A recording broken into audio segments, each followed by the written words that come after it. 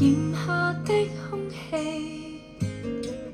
孩童從鼻尖中輕滲熱看似甜美，狂野裏放風箏嬉戲，忘掉的筆記，孩提時踏青草的你，現在何地？悠悠炎下的風吹走了你，如童年就如斷線風箏，一轉眼就已飄遠。然而自我手中永遠斬斷，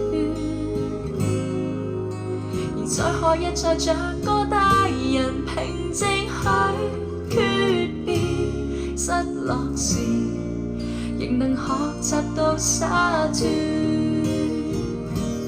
天色起會每日也明亮如晴空，一天總要領略到失望或心痛。當發現昨日似風美夢也能成空，也要放下不可失控。天色不會每日也明亮如晴空，風箏該要放下了，蕩進天空那裂縫，像童年遠去的風景，誰也沒法觸碰。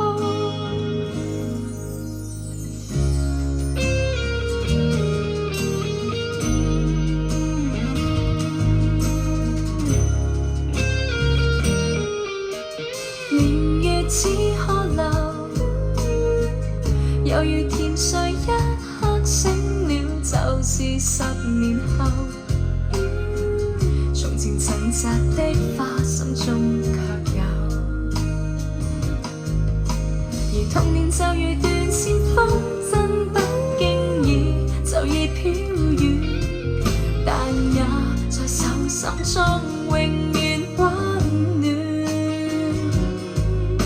而在何日才像個大人平靜去訣別，激動時仍能學習到灑脫。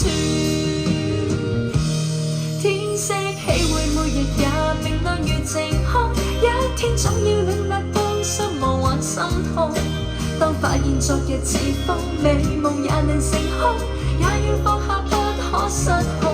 天色不會每日也明亮如晴空，風箏該要放下了，蕩進天空那裂縫，像童年遠去的風景，誰也沒法觸碰。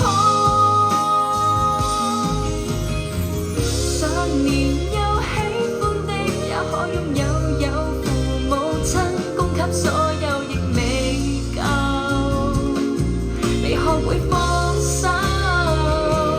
天色起會每日也明亮如晴空，一天總要領略到失望或心痛。當發現若逝似風美夢也能成空，也要放下不可失控。天色不會每日也明亮如晴空，